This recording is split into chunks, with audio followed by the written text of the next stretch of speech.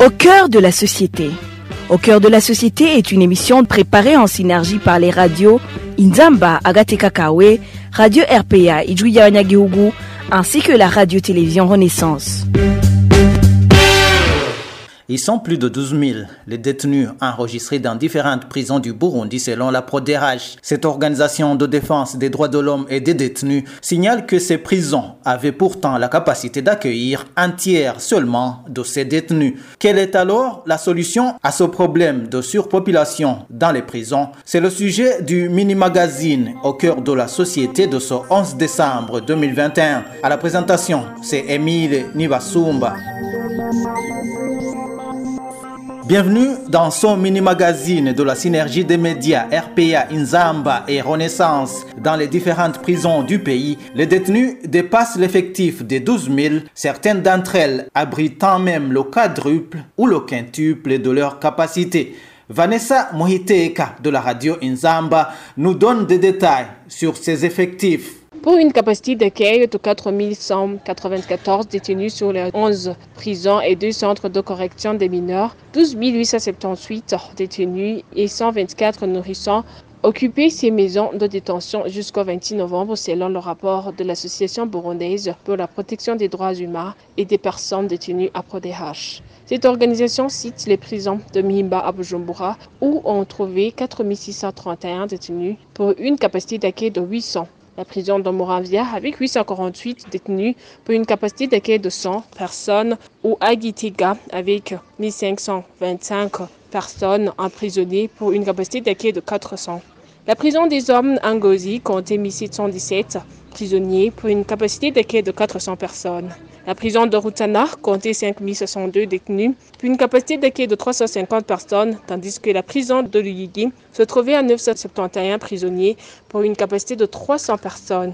Celle de Bubanza, 532 pour une capacité d'accueil de 100 personnes.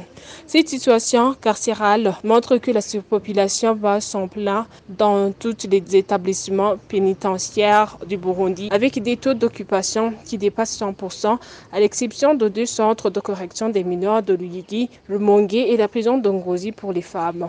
Le total des prévenus était de 6 555 et le total des condamnés était de 6 323. Au micro de nos confrères de la télévision Renaissance, le président de la PRODH, Pierre Claver Mbonima, a proposé certaines pistes pour désengorger les prisons. Il y a beaucoup de prisonniers qui ont été condamnés et qui ont déjà purgé les peines.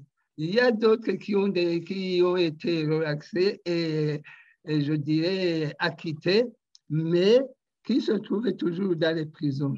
Pourquoi ces prisonniers restent toujours là alors qu'ils ont déjà purgé les peines? Il y a d'autres prisonniers qui ont déjà purgé le quart de la peine. La loi le fait de suivre sa prison à la maison. Une fois qu'il se comporte mal, on pourra le réarrêter et l'amener encore à la prison. Tout ça, ce sont des moyens que la justice peut utiliser pour désengorger les prisons.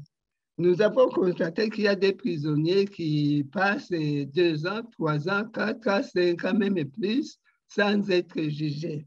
Alors que, normalement, une fois que tu es arrêté, le magistrat doit vous appeler dans les 15 jours qui suivent et le 30e jour, il doit te présenter devant le juge.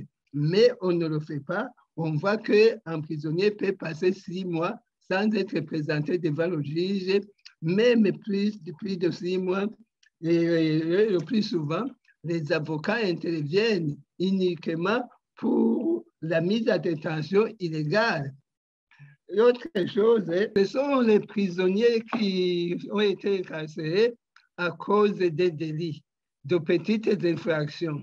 À ce moment, par exemple, celui qui est incarcéré pour une infraction et qui ne peut pas être puni à plus de 2 ans, 3 ans, 4 ans, ces prisonniers ces personnes ne devaient pas être en prison. Ils pouvaient être poursuivis étant à l'extérieur. Et une fois condamnés, ils pourront alors être arrêtés et purger les peines. Il faut franchement mettre en prison celui qui a commis, par exemple, un crime Mais celui qui a commis une petite faute, il peut rester à la maison et être poursuivi étant à la maison.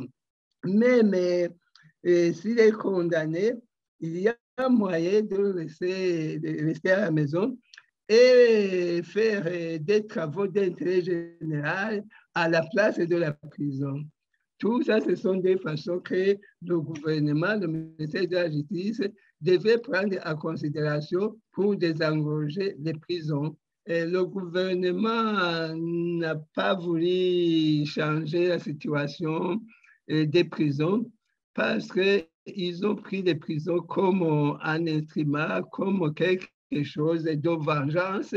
L'Association burundaise pour la protection des droits humains et des personnes détenues, APRODH, indique que jusqu'au 26 novembre 2021, les prisons avaient plus de 8000 détenus supplémentaires par rapport à leur capacité d'accueil.